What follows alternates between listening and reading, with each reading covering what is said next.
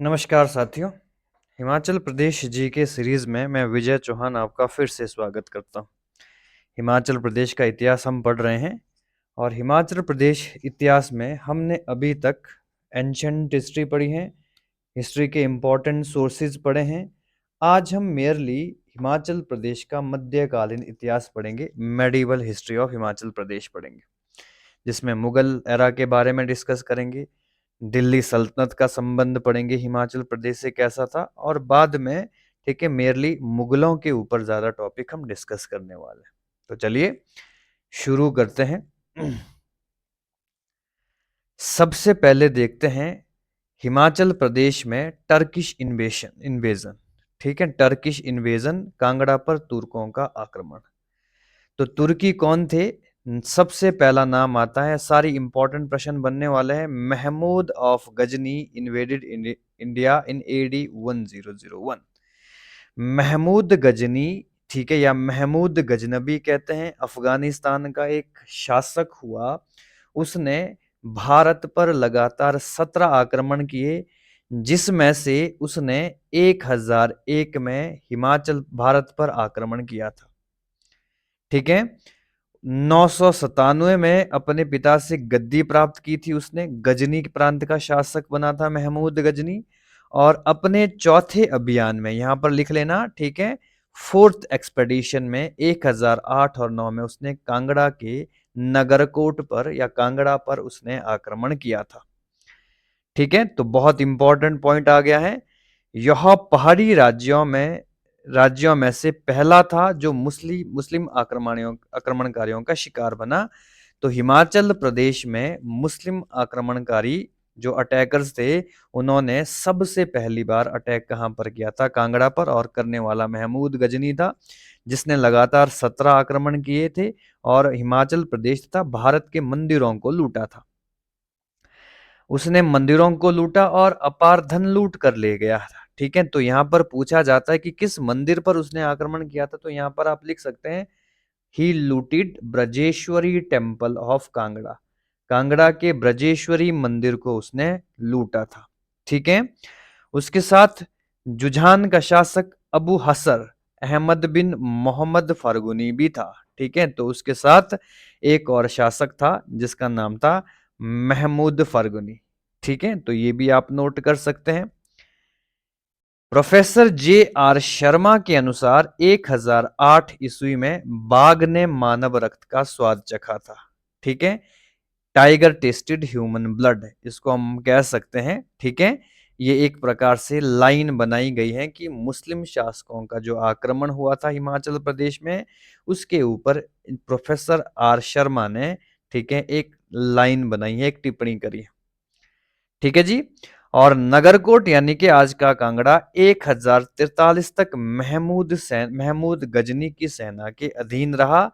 ठीक है, और 1043 AD Tomar chief of Delhi helped Katoch ruler to recover it. अंग्रेजी में लिखा है, हिंदी में इसको समझ लेते हैं।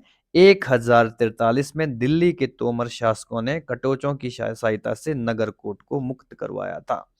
तो 1009 से लेकर 1043 तक तुर्कियों का, ठीक है, तुर्कियों के अधीन हिमाचल प्रदेश का कांगड़ा क्षेत्र रहा था। तोमर शासक कौन थे? प्रमुख महिपाल ने भारतीय राजाओं का एक संघ बनाया था। ठीक है, तो महिपाल का नाम आता है यहाँ पर तोमर रूलर में, जिसने हेल्प करी थी, ठीक है, कटोचों की सहायता से तुर्कियों से आजाद करवाया था।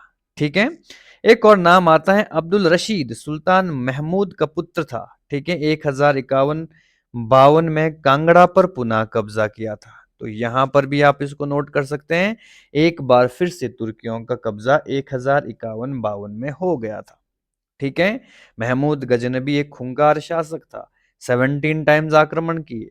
ठीक है, 1025 का जो 16वां आक्रमण है वो बहुत महत्वपूर्ण है। उसमें गुजरात के सोमनाथ टेम्पल्स को लूटा था उसने। ठीक है, उसके साथ बहुत से लोग आए थे, उसके साथ फरिश्ता आया था, उसके साथ उत्बी आया था, बेहाकी आया था। ये सारे इंपॉर्टेंट इतिहासकार थे उसके कार्यकाल में रहने वाले। किताबुल हिंद इसी ने, अलबरू ने लिखी है, एक महत्वपूर्ण किताब है, इसमें भी चर्चा करेंगे हम आगे। Katoch ruler regained it by 1060 AD. ठीक है, उसके बाद कटोच शासकों ने पुनः 1060 में इसको जीता था। ठीक है।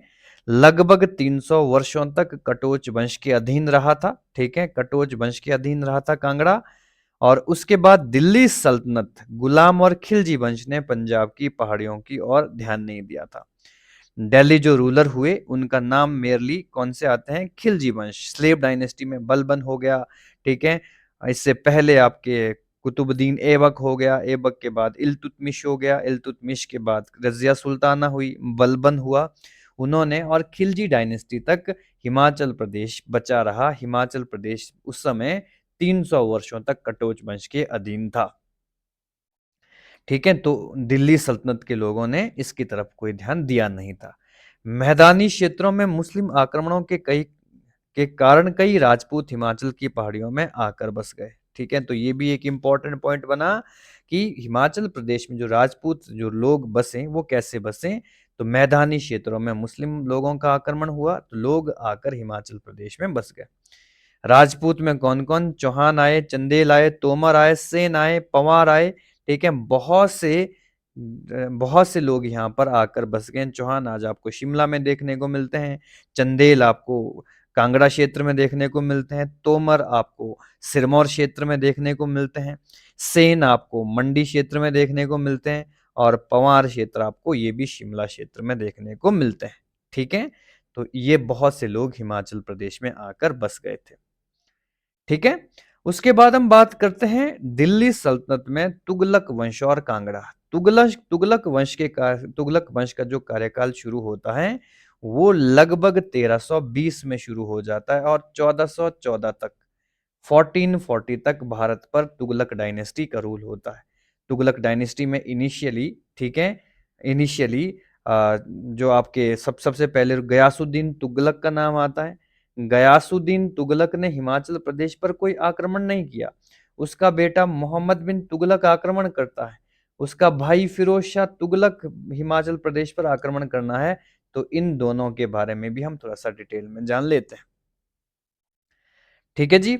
तो जैसे कि यहाँ पर लिखा है, तुगलक वंश तुर्क मूल का था और 1320 में दिल्ली पर शासन किया था। तो हम पढ़ ही चुके हैं इसके बारे में। गयासुद्दीन तुगलक ने, गाजी मलिक या गयासुद्दीन तुगलक के नाम से पहला सुल्तान बना था।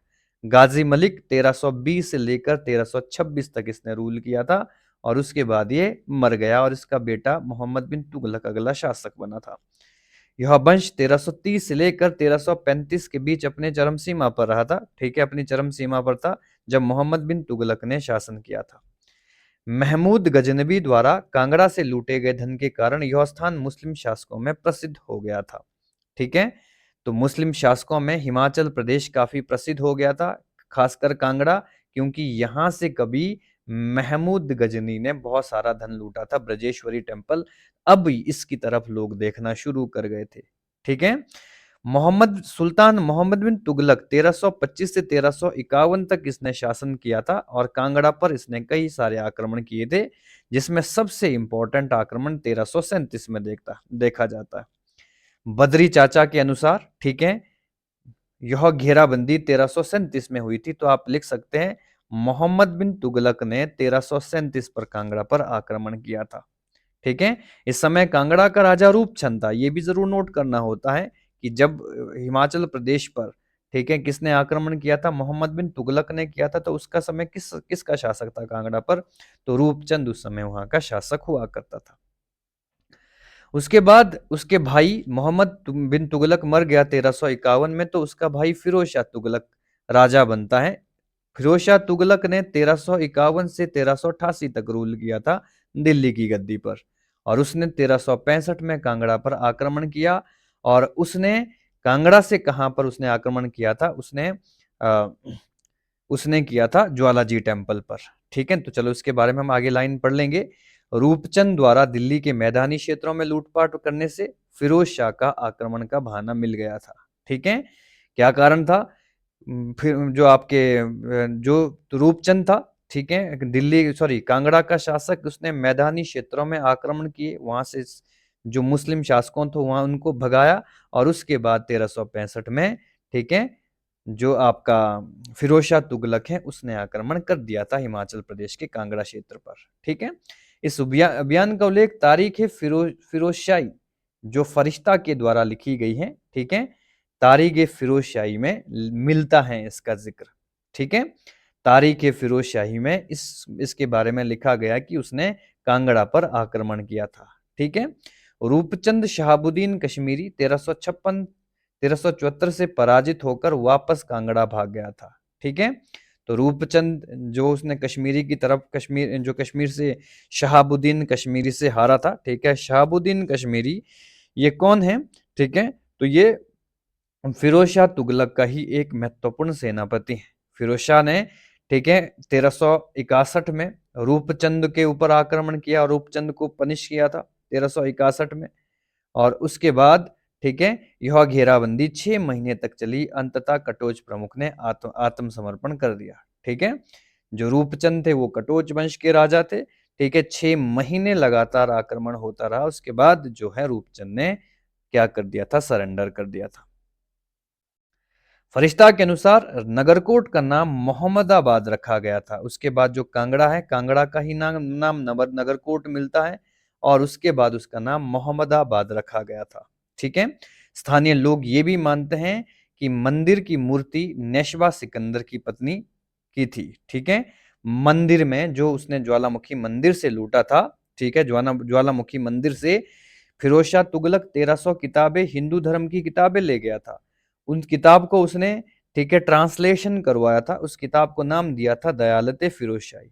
और उस मंदिर में, ठीक है, मंदिर की मूर्ति नौशबा सिकंदर की पत्नी की मूर्ति वहां पर रख दी थी। यह मंदिर ज्वालाजी के नाम से जाना जाता था, ठीक है। इस मंदिर से 1300 हिंदू ग्रंथों की एक बड़ी लाइब्रेरी थी जिन्हें वो ले गया और उसका इजुद्दीन खालिद खानी एक व्यक्ति मिलता है, ठीक है। इजुद्दीन खालिद खानी द्वारा ट्रांसलेट किया गया था, नाम दे दिया गया था दलायल ए फिरोज शाही, या इसी को दयालत ए फिरोज शाही भी आप कह सकते हैं। ये बहुत इंपॉर्टेंट प्रश्न है, ठीक है। फिरोज शाह तुगलक ने ये काम करवाया था इजुद्दीन खालिद खानी से और ट्रांसलेट कर दिया था दयालत ए फिरोज शाही में, ठीक है, उन 1300 हिंदू ग्रंथों को। बहुत इंपॉर्टेंट बात मिलती है।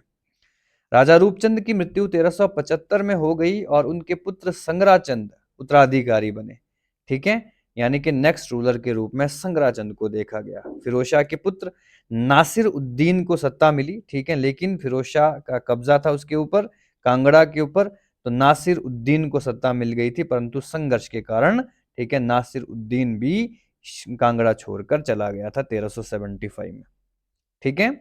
वह सिमुर की पहाड़ियों से भागकर नगरकोट में शरण लेने आया था, ठीक है। नेक्स्ट इंपॉर्टेंट बात करते हैं तैमूर का आक्रमण। तैमूर भी महमूद गजनी की तरह ही एक खूंखार आतंकवादी हम मान सकते हैं, एक अटैकर। तैमूर का कांगड़ा पर आक्रमण, ठीक है। तैमूर ये उज्बेकिस्तान का रहने वाला था। 1398 में इसने भारत पर आक्रमण किया था, दिल्ली को लूटा था इसने, ठीक है। लाखों लाखों की संख्या में लोग मारे थे इसने, निहत्थे लोगों को मारा था और उसके बाद ये वापस चला गया था, ठीक है। तो बहुत सी चीजें देखने को मिलती हैं इतिहास में। तैमूरलंग नाम था इसका, तुर्क मंगोल विजेता और मध्य एशिया में तैमूरी वंश का संस्थापक था। मंगोल को जीत चुका था ये, तुर्क था, और मध्य एशिया में तैमूरी वंश इसने बसाया था, ठीक है। और उस समय दिल्ली पर तुगलक वंश का शासक हुआ करता था महमूद नासिर उद्दीन, या महमूद भी, इसको नासिर मोहम्मद भी, महमूद भी बोल सकते हैं। ये उस समय दिल्ली पर रूल कर रहा था। ये तुगलक वंश का शासक था, या हम बोल सकते हैं फिरोज शाह तुगलक का पुत्र था, जिसने 1395 से 1413 तक शासन किया था दिल्ली में। इसी समय दिल्ली पर तैमूर का आक्रमण हुआ था। जब तैमूर ने आक्रमण किया था तो ये दिल्ली छोड़कर भाग गया था, ठीक है। तो यहाँ पर लिख सकते हैं तैमूर ने 1398 में भारत पर आक्रमण किया और दिल्ली को लूटा था, ठीक है। तो इंपॉर्टेंट प्रश्न बनता है तैमूर का आक्रमण। और मोहम्मद भाग गया था, मैं पहले ही बता चुका हूं, जो मोहम्मद है, नासिर मोहम्मद है, ठीक है, जो तुगलक वंश का शासक है, दिल्ली से भागकर चला गया था और तैमूर ने दिल्ली में कई मंदिरों को नष्ट किया था, ठीक है। उस समय राजा मेघचंद 1390 में कांगड़ा का शासक बना था। बहुत महत्वपूर्ण प्रश्न बनता है कि किसके शासनकाल में तैमूर ने कांगड़ा पर आक्रमण किया था।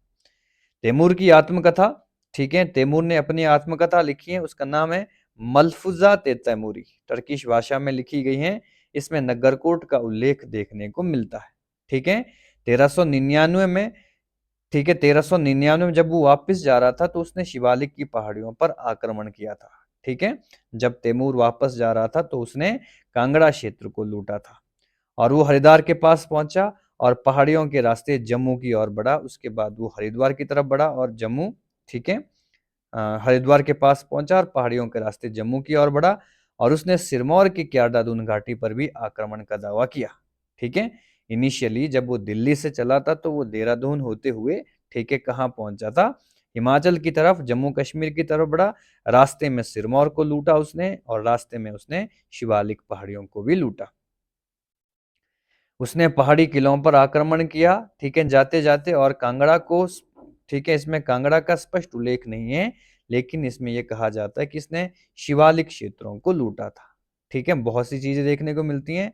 वह खड्डों और घाटियों से होते हुए संभवतः पठानकोट क्षेत्र से गुजरा था, ऐसा माना जाता है कि जो कांगड़ा का पठानकोट क्षेत्र है वहां से होकर वो चला गया था वापिस, ठीक है जी। उसने जम्मू पहुंचकर वहां के राजा को रणनीति से पकड़ लिया, ठीक है, और उसका शिविर होशियारपुर के पास दसुआ में था, ठीक है। तो ये भी एक इंपॉर्टेंट बातें हैं, ठीक है। जम्मू पहुंचकर उसने जम्मू के राजा को कैप्चर किया था और जो कैंप था उसका वो होशियारपुर में था, ठीक है। क्लियर हो गया है। दुर्गम भूभाग के कारण वो नगरकोट पर आक्रमण नहीं कर सका, ठीक है, क्योंकि बहुत पथरीले रास्ते थे या इसको प्रॉपर तरीके से रास्ता नहीं मिल पा रहा था। और उसने सिरमौर की निचली पहाड़ियों पर पार कर हिंडूर नालागढ़ पहुंचा था, ठीक है। ये बहुत इंपॉर्टेंट प्रश्न है, ठीक है। वो नालागढ़ पहुंचा था, ठीक है, और नालागढ़ में जो वहां का राजा था, ठीक है, हिंडूर नालागढ़ को ही कहा जाता है, वहां का राजा आलमचंद था, ठीक है। तैमूर का ये समकालीन है, 1356 से 1406 तक इसने रूल किया है और इसने तैमूर की सहायता करी थी, ठीक है, तैमूर की सहायता करी थी, ठीक है, हिमाचल प्रदेश को लूटने में। रतन सिंह जो तैमूर का विरोध कर रहा था, कांगड़ा और होशियारपुर के बीच शासक था। तो ये भी एक इंपॉर्टेंट पॉइंट है क्योंकि होशियारपुर में उसका स्थान देखने को मिलता है, ठीक है। रतन सिंह वहां का शासक हुआ करता था, ठीक है जी। और तामू जो तब after Timur invasion Harichand became raja of Kangra in 1405, ठीक है। तैमूर आक्रमण खत्म हो गया, तैमूर वापस चला गया और 1405 में कांगड़ा का शासक बन गया राजा हरिचंद, ठीक है। तो ये सारी चीजें बहुत इंपॉर्टेंट रहती हैं इतिहासकार में, इतिहास में आपको पढ़नी चाहिए, ठीक है। तो इनिशियली हमने महमूद गजनी, इतने इतने लोगों के बारे में पढ़ना है, महमूद गजनी, उसके बाद मोहम्मद बिन तुगलक, उसके बाद फिरोज शाह तुगलक नंबर 3 और नंबर 4 पर तैमूर, ठीक है। ये 4 इंपॉर्टेंट मुस्लिम या तर्किश जो आपके इन्वेडर थे हिमाचल प्रदेश पर, इन्होंने समय समय पर आक्रमण किया, क्या क्या काम किए वो मैंने आपको बता दिया। अब चलते हैं मेन टॉपिक के ऊपर। टॉपिक है मुगल एंड सूर वंश, ठीक है। भारत पर 1526 में जब पानीपत का युद्ध हुआ 1526 में, पानीपत का पहला युद्ध, उसके बाद मुगल सत्ता शुरू हो गई जो 1857 तक भारत में रही, मुगल सत्ता। और मुगल सत्ता के बीच ही थोड़ा सा एक वंश हम देख लेते हैं यहाँ पर, 1540 से लेकर 1555 तक, ठीक है। यहाँ पर सूर डायनेस्टी का शासक भी हम देखने को मिलते हैं, सूरवंश, जिसके शेरशाह सूरी इंपॉर्टेंट फाउंडर हुए। उन्होंने मुगल शासक हुमायूं को गद्दी से भगा दिया था। तो चलिए इसके बारे में नोट करना शुरू कर लेते हैं। मुगल वंश की शुरुआत बाबर ने 1526 में करी थी, जब उसने इब्राहिम लोदी को पराजित किया था पानीपत के युद्ध में, ठीक है। बाबर के बाद 1530 में उसका बेटा हुमायूं गद्दी पर बैठा, ठीक है। और 1540 में शेरशाह सूरी ने हुमायूं को हराकर हुमायूं को भगा दिया था यहाँ से, और दिल्ली पर शेरशाह सूरी ने या सूरी वंश की सत्ता शुरू हो गई थी, ठीक है। दिल्ली पे या आगरा पे बोल सकते हैं क्योंकि आगरा उस समय कैपिटल बन चुकी थी। शेरशाह सूरी के शासन में पहाड़ी राज्यों में बड़ा बदलाव आया था, ठीक है। अब क्या बदलाव था उसके बारे में चर्चा कर लेते हैं। तो सूर्यवंश और कांगड़ा, सूर्यवंश मेरली कब देखा जाता है, 1540 से लेकर 1555 के बीच में देखा जाता है। उस समय की चर्चा हम करते हैं। उसका फाउंडर शेरशाह सूरी था। सूर्यवंश ने लगभग सभी मुगल क्षेत्रों पर नियंत्रण कर लिया था, ठीक है। उसने हुमायूं को भगा दिया था, हुमायूं बाद में वापिस आया था, ठीक है। पहली पॉइंट ये। दूसरा पॉइंट देख लेते हैं, शेरशाह सूरी ने अपने योग्य सेनापति खवास खान को कांगड़ा की पहाड़ियों में भेजा था, तो ये भी एक इंपॉर्टेंट है। खवास खान को, ठीक है, कहां पर भेजा था? कांगड़ा की पहाड़ियों पर भेजा था। उनका उद्देश्य क्षेत्र को अधीनता में लाना था, ठीक है, ठीक है, क्षेत्र के ऊपर कब्जा करना था और अपने अंडर लाना था। ये मेरली सूरी सूरी का इंपॉर्टेंट उद्देश्य था, ठीक है। विजय के बाद पहाड़ी क्षेत्र हामिद खान को कक्कड़ के आदि अधीन कर दिया गया था, ठीक है। इस क्षेत्र को जीत लिया और नाम आता है हमीद खान कक्कर, ठीक है, उसको ये क्षेत्र दे दिया था, ठीक है, शेरशाह सूरी ने, ठीक है। उस समय पंजाब में शेरशाह का भतीजा सिकंदर शाह सूरी बहुत शासन कर रहा था, तो ये बहुत इंपॉर्टेंट है, ठीक है। उस समय पंजाब में शेरशाह सूरी का जो भतीजा था सिकंदर शाह सूरी, जो बाद में अंतिम शासक भी कहलाया सूरी डायनेस्टी का, सिकंदर शाह को सरहिंद में मुगलों द्वारा पराजित किया गया था, ठीक है। तो सिकंदर शाह मुगलों से हार गया सरहिंद के युद्ध में। ये युद्ध 1551 में हुआ था, इसकी चर्चा हम आगे करेंगे, ठीक है। और वो धमेरी और कांगड़ा के आसपास शिवालिक पहाड़ियों पहाड़ियों में वापस लौट गया था, ठीक है। जब उसको पंजाब से हराया तो वो कांगड़ा की तरफ चला गया, ठीक है, और कांगड़ा के क्षेत्र में आ गया, ठीक है जी। और अफगान काल की जानकारी में, ठीक है, रिजकुल्ला की वाकियाते मुश्तिकी जैसी पुस्तकों में मिलती हैं, तो इसकी जानकारी मिलती है, अफगान काल की जानकारी हमें। ये एक राइटर हुए, रिजकुल्ला नाम था इसका, इसकी किताब है बाकियाते मुश्ताकी, ठीक है। तो थोड़ा सा मुश्किल नाम है लेकिन इंपॉर्टेंट है, ठीक है। उसके बाद हम बात करते हैं अकबर, ठीक है, अकबर और हिल स्टेट, ठीक है, अकबर और पहाड़ी राज्य। अकबर और पहाड़ी राज्य। अकबर ने 1556 में गद्दी संभाली थी। 1556 से लेकर 1605 तक अकबर ने रूल किया था आगरा पर। वह कांगड़ा किले पर अधिकार करने वाला पहला मुगल शासक था। तो इंपॉर्टेंट पॉइंट है, नोट कर लेना, कांगड़ा किले पर शासक यानी अधिकार करने वाला पहला शासक, मुगल शासक कौन था? अकबर था। माना जाता है कि अकबर की सेना सिकंदर शाह से लड़ते समय नूरपुर में डेरा डाला था, ठीक है। और नूरपुर के राजा बख्तमल सिकंदर शाह के साथ गठबंधन में थे, ठीक है। ये भी एक इंपॉर्टेंट है, ठीक है। जो नूरपुर के राजा हुए बख्तमल, उन्होंने मुगलों के साथ गठबंधन किया था और, ठीक है, और जो यानी के जो वहां के लोकल रूलर हुए उनके विरुद्ध कार्य किया था। अकबर एंड सिकंदर शाह, ये भी एक इंपॉर्टेंट पॉइंट पड़ता है। अकबर और सिकंदर शाह की बात कर लेते हैं। 1557 में सिकंदर शाह ने फिर से पंजाब पर आक्रमण किया था, ठीक है। जब मुगल रूलर यानी कि अकबर का शासनकाल हो गया था, जब भाग गया था सिकंदर शाह सूरी, उसने उसके बाद 1557 में फिर से पंजाब पर आक्रमण किया था। वह पठानकोट और नूरपुर के बीच एक किले में शरण लिए हुए था, ठीक है। इनिशियली जब मुगलों से हारा था तो वो नूरपुर के बीच एक, ठीक है, उसने एक किला बनाया था जिसको जातक किला भी कहा जाता है। तो आप यहाँ पर लिख सकते हैं, जातक फोर्ट का निर्माण किया था इसने, ठीक है, हिमाचल प्रदेश में। मुगलों ने शेर शाह सूरी के पुत्र सलीम शाह सूरी के नेतृत्व में 8 महीने तक किले की घेराबंदी करी थी, ठीक है। तो इंपॉर्टेंट लिख लेना इसको भी।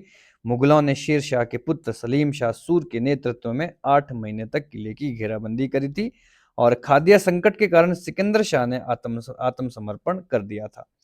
यहाँ पर हम किसकी बात कर रहे हैं? दोनों ही सूरी वंश के शासक, एक सिकंदर शाह सूरी हैं, एक सलीम शाह सूरी है।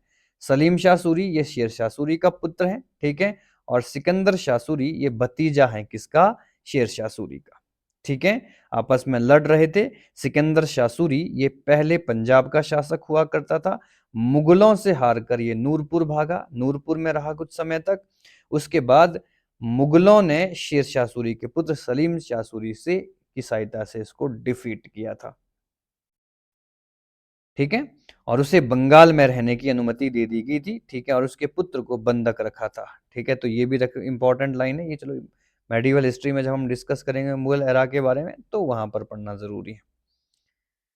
जुलाई 1557 में किला समर्पित कर दिया गया और सिकंदर शाह सूरी को बिहार और खरीद की जागीर दे दी गई, लेकिन 2 वर्षों में उसकी मृत्यु हो गई, ठीक है। तो चलो ये इतिहास का, भारतीय इतिहास का टॉपिक बनता है, इसका हिमाचल प्रदेश के संदर्भ में उतना कुछ नहीं जानकारी मिलती।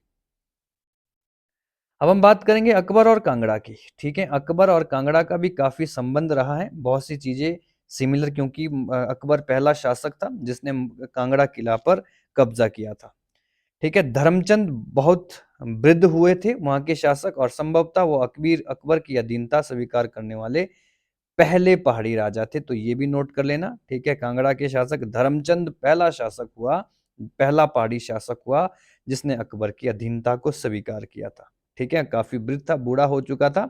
दूसरा पॉइंट, अकबर ने पहाड़ी राजाओं से बंधक को मुगल दरबार में भेजने की प्रथा शुरू करी थी, ठीक है। Hostage from chief to Mughal court, ठीक है। अकबर ने पहाड़ी राजाओं को बोला जो भी तुम्हारे बंधक हैं, जो भी हमारे खिलाफ, ठीक है, हमारे खिलाफ, ठीक है, विद्रोह करते हैं या हमारे खिलाफ बात करते हैं, आप उन्हें बंधक बनाएं और मुगल दरबार में भेजें, ठीक है। बंधक आमतौर पर राजाओं के पुत्र या निकट संबंधी होते थे, ठीक है, ये भी इंपॉर्टेंट बात है, ठीक है। वही लोग क्या करते थे, विद्रोह करते थे उस समय। और जहांगीर के शासनकाल में पहाड़ी राज्यों में 22 युवराज मुगल दरबार में उपस्थित रहते थे, ठीक है। 22 मुगल दरबार में पहाड़ी शासकों के बच्चे रहते थे। कांगड़ा के राजा जयचंद पर संदेह हुआ और उन्हें गुलेर के राजा रामचंद के कहने पर गिरफ्तार कर लिया गया था, ठीक है। तो ये भी एक इंपॉर्टेंट बात है, ठीक है। कांगड़ा का राजा जयचंद हुआ था, इंपॉर्टेंट है, जयचंद ने, ठीक है, उसके ऊपर संदेह हुआ था और गुलेर के राजा रामचंद के कहने पर उसे गिरफ्तार कर लिया। और उसके बाद जो जयचंद का पुत्र हुआ, जयचंद के पुत्र बिधि चंद ने दो बार, ठीक है, अकबर के खिलाफ विद्रोह कर दिया था, ठीक है। उन्हें जयचंद को दिल्ली में कैद कर लिया और उनके पुत्र बिधि चंद ने शासन संभाला था कांगड़ा का, ठीक है। तो ये हम डिस्कस कर ही रहे हैं। और बिधि चंद ने जसवा के राजा गोविंद चंद की सहायता से विद्रोह कर दिया था, 1572 में ये विद्रोह हुआ था, ठीक है। 1572 में ये विद्रोह किया था बिधि चंद ने, ठीक है, राजा गोविंद चंद की सहायता से, जो कि जसवा का शासक था, ठीक है। 1572 में अकबर ने पंजाब के सूबेदार खान जहां हुसैन कुली, ठीक है, सूबेदार था पंजाब का, खान जहां हुसैन कुली के नेतृत्व में कांगड़ा में सेना भेजी थी। और यह सेना कांगड़ा पर अधिकार करने पर आई, जिसे सम्राट ने राजा बीरबल को सौंप दिया था। तो इंपॉर्टेंट प्रश्न है, ठीक है, इंपॉर्टेंट पॉइंट है ये। कांगड़ा जीत लिया गया और जो अकबर थे, अकबर ने कांगड़ा क्षेत्र किसको दे दिया था, ठीक है, बीरबल को दे दिया था। बीरबल कहाँ का रहने वाला था, रिहिलू का रहने वाला था, ये कांगड़ा का ही क्षेत्र आता है रिहिलू, वहां से संबंध रहता था बीरबल का, ठीक है। तो इंपॉर्टेंट प्रश्न है, कांगड़ा को बिधि चंद के समय कांगड़ा को अकबर ने बीरबल को दे दिया था,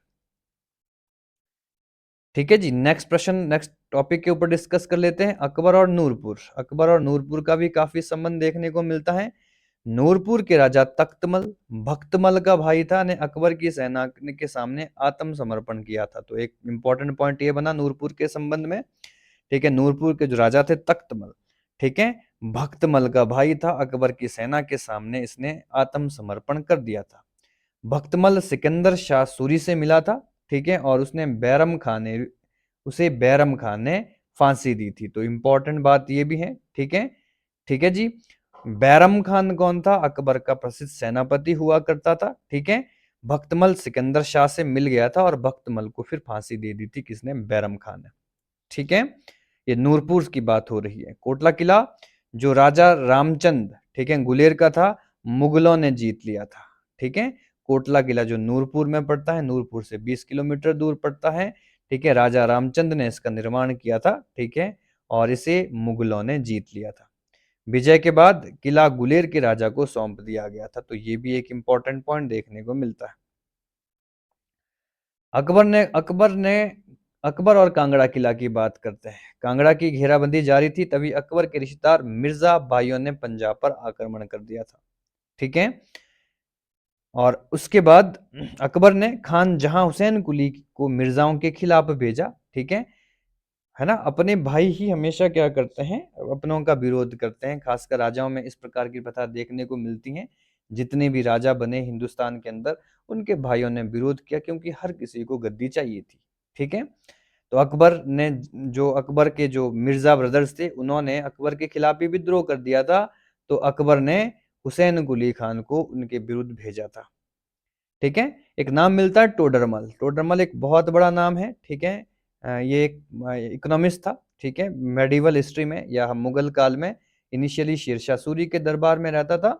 उसके बाद ये व्यक्ति, ठीक है, कांगड़ा के सॉरी आपके अकबर के दरबार में भी था। इसने बहुत सारे, ठीक है, भूमि बंदोबस्त जैसी चीजें इसने भारत में लागू करी थी, ठीक है। पहाड़ी क्षेत्रों पर कब्जा किया था, ठीक है, इसने। अकबर कांगड़ा को नहीं जीत सका, यही उसका एकमात्र अभियान था, ठीक है। Akbar failed to capture Kangra, this was only expedition against it, ठीक है। तो इंपॉर्टेंट बात है ये भी। अकबर का पुत्र जहांगीर हुआ। जहांगीर और कांगड़ा किले की इंपॉर्टेंट बातें कर लेते हैं। जहांगीर बिकम, ठीक है, एम्पर 1605 में, ठीक है। अकबर का पुत्र 1605 में राजा बना, ठीक है। और 1615 में उसने कांगड़ा पर आक्रमण कर दिया, ठीक है। पंजाब के गवर्नर शेख फरीद मुर्तजा खान को नेतृत्व सौंपा था उसने, ठीक है। जो पंजाब का सूबेदार था शेख फरीद मुर्तजा खान, उसे भेजा था उसने हिमाचल प्रदेश कांगड़ा क्षेत्र में, ठीक है। उसने पहला प्रयास, नूरपुर के राजा सूरजमल ने मुगलों का साथ दिया था। पहले प्रयास में इंपॉर्टेंट है, ठीक है। नूरपुर के राजा सूरजमल ने मुगलों का साथ दिया था। दूसरी इंपॉर्टेंट बात, मुर्तजा खान से मतभेदों के कारण घेराबंदी टल गई थी और सूरजमल को वापस बुला लिया गया और मुर्तजा खान पठानकोट में मर गया, ठीक है। पहली जब जहांगीर ने आक्रमण किया तो सूरजमल ने उसका प्रॉपर तरीके से ध्यान दिया था, ठीक है, साथ दिया था, ठीक है। सेकंड अटेम्प्ट राजा मान सिंह के नेतृत्व को सौंपा, लेकिन उसे जमींदार संग्राम सिंह ने मार डाला था। तो ये भी एक इंपॉर्टेंट बात है। दूसरा अभियान उसने कांगड़ा पर, ठीक है। जहांगीर ने किसको भेजा था? राजा मान सिंह को भेजा, लेकिन लोकल जमींदार संग्राम सिंह ने उसे मार डाला, ठीक है। उसका जो आपका मान सिंह थे उसकी हत्या कर दी। और तीसरा अटेम्प्ट शाहजहां ने सूरजमल और शाह कुली खान मोहम्मद ताकी को भेजा था। तो ये शाहजहां के कार्यकाल की बात आ रही है, ठीक है।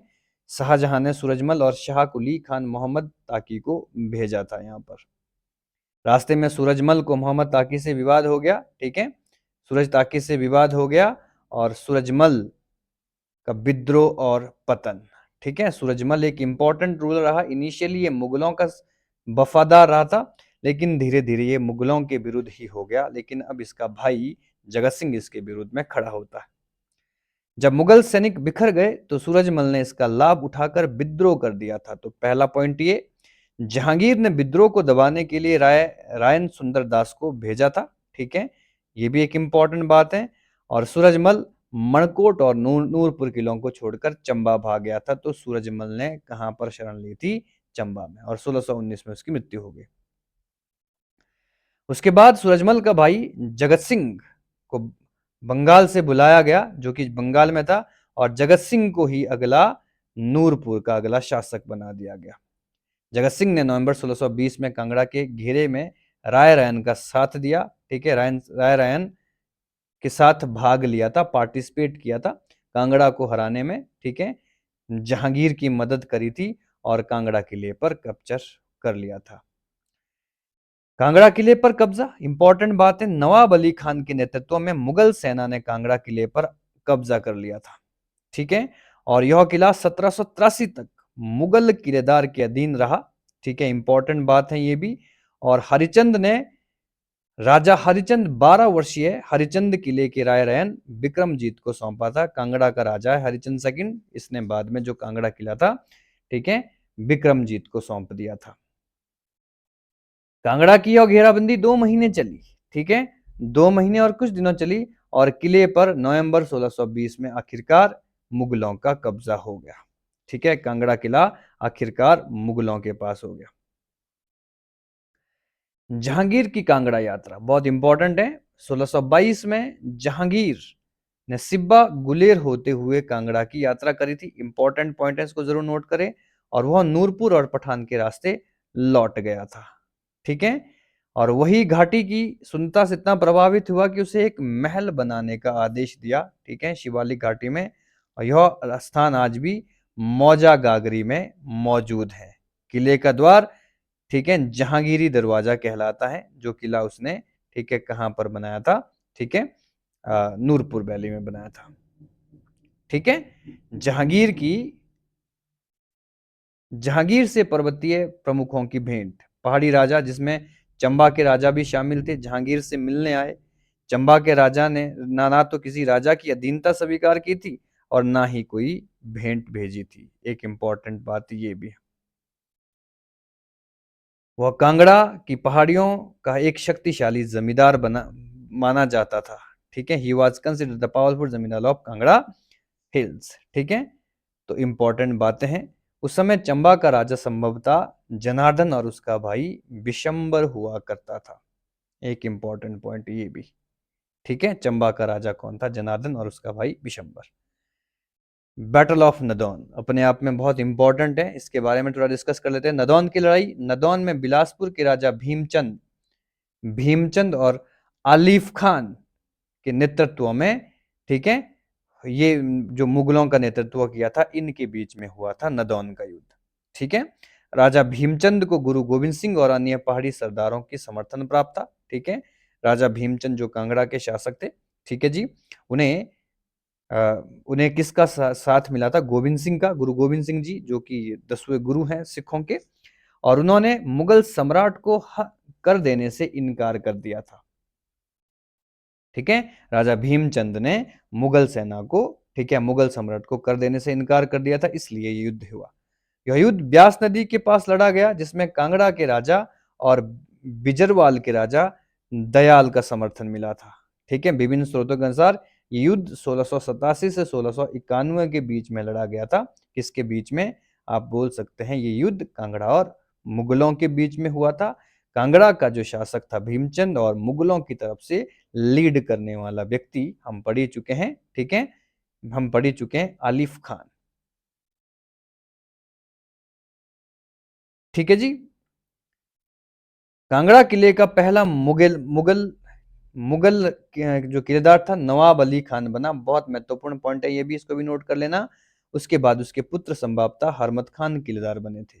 ठीक है, शाहजहां के शासनकाल में नवाब असद उल्ला खान और कोच कुली खान किलेदार रहे, और कोच कुली खान 17 वर्षों तक किले पर अधिकार बनाए रखा था। ठीक है, उनका अंतिम संस्कार किले के पास बहने वाली बाणगंगा नदी के किनारे किया गया था। ठीक है, जब वो मरा था। ठीक है, औरंगजेब के शासनकाल की सुरक्षा सैयद हुसैन खान, ठीक है, अब्दुल्ला खान और पठान और नवाब सैयद खलील अली ने करी थी। ठीक है, उल्ला खान ने करी थी। इतने ज्यादा इंपॉर्टेंट प्रश्न नहीं बन रहे यहाँ से। ठीक है, औरंगजेब को दक्षिण भारत के मुहिमों के कारण उनका भारत का उत्तर भारत का महत्व घट गया था। ठीक है, इसलिए नॉर्दर्न इंडिया में वो नहीं रहा ज्यादा। ठीक है, कांगड़ा का अंतिम मुगल किलेदार नवाब सैफ अली खान था 1740 में। इसको जरूर नोट कर लेना। ठीक है, अहमद शाह अब्दाली और कांगड़ा क्षेत्र।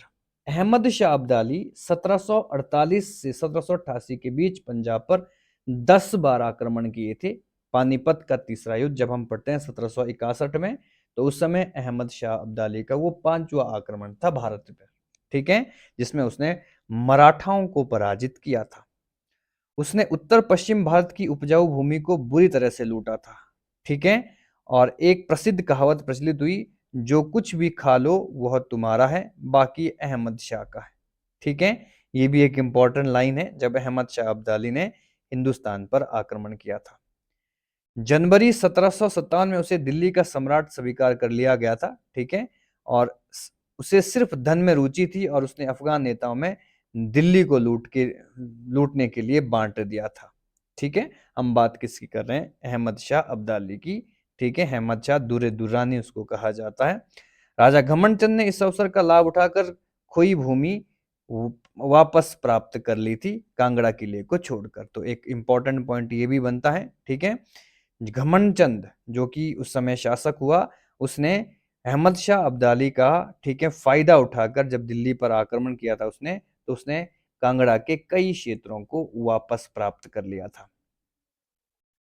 सन 1700 अहमद शाह अब्दाली ने घमंड चंद को जानदर दोआब का निजाम नियुक्त किया था। तो एक इंपॉर्टेंट है, घमंड चंद का साथ दिया, और जानदर दोआब, दोआब यानी कि दो नदियों के बीच का क्षेत्र, दोआब का मतलब होता है, ठीक है, the place between two reverse. ठीक है, तो वहां का नाजिम नियुक्त कर लिया था अहमद शाह अब्दाली ने उसे।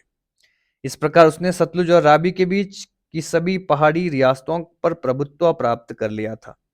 घमंडचंद कांगड़ा का एक महत्वपूर्ण शासक बना संसार चंद से पहले।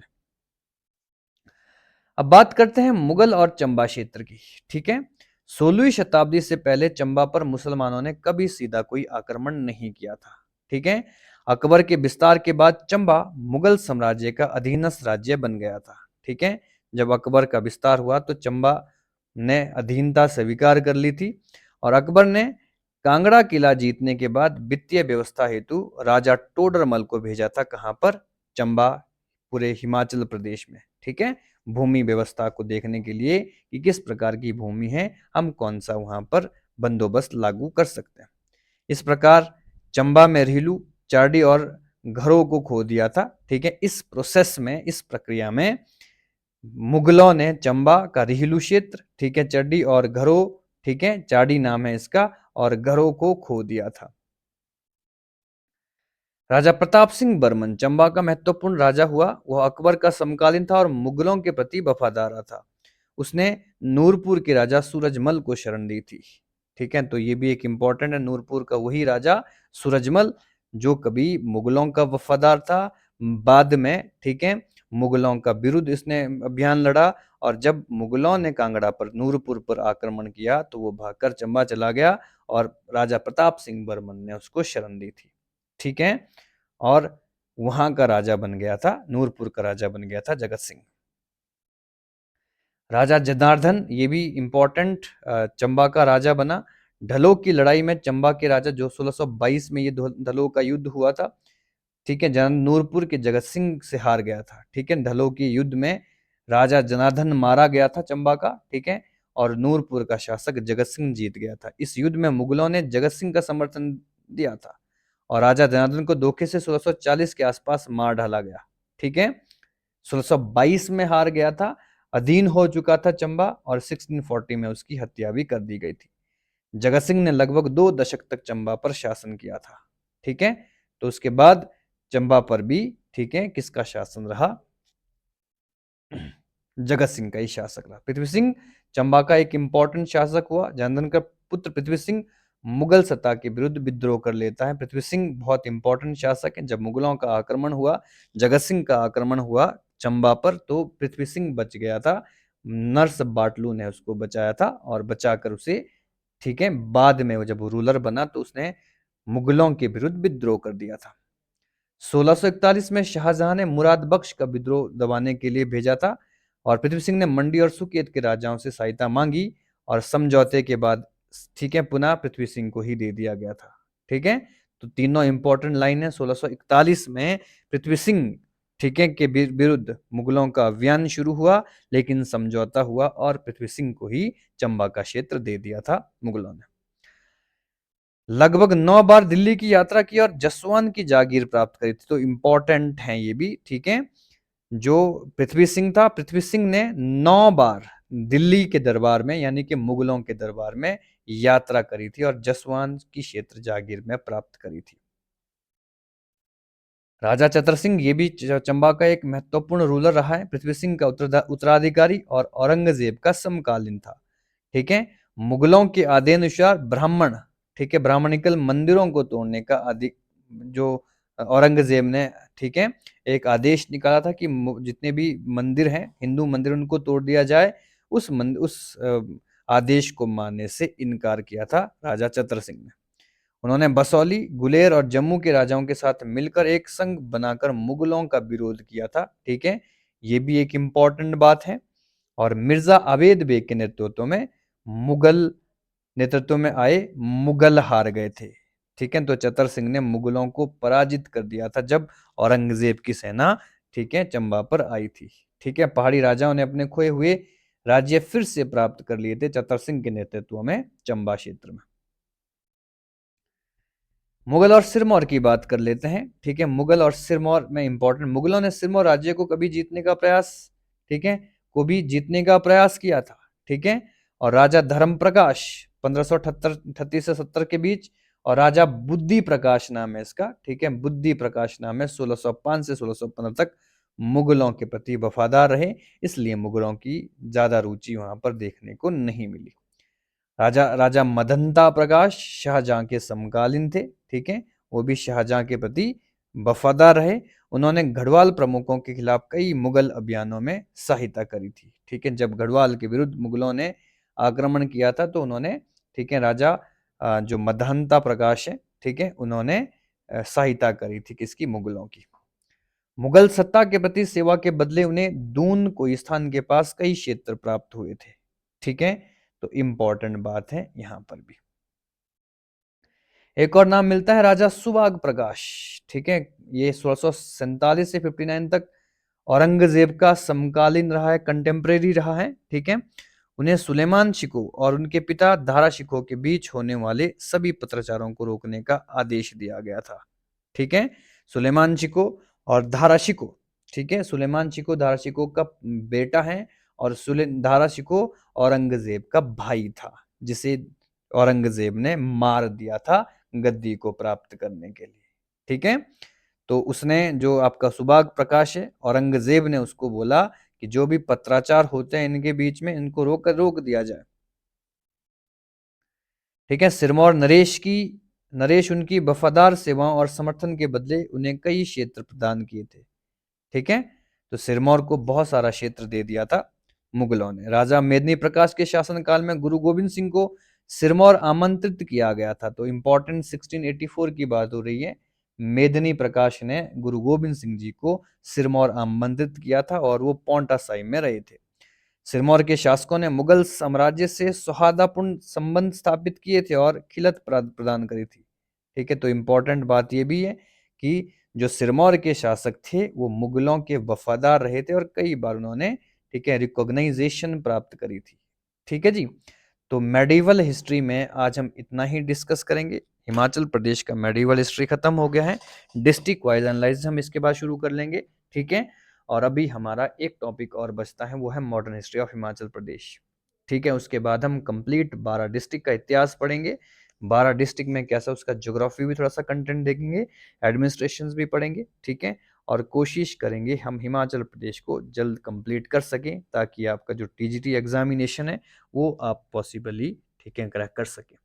तो बहुत डिटेल में हम पढ़ा रहे हैं चीज़ों को, ठीक है। अगर आप इन सारी चीज़ों को प्रॉपर तरीके से पढ़ लेंगे, ठीक है, तो मुझे नहीं लगता कि एग्जामिनेशन में किसी प्रकार से प्रश्न छूट सकते हैं।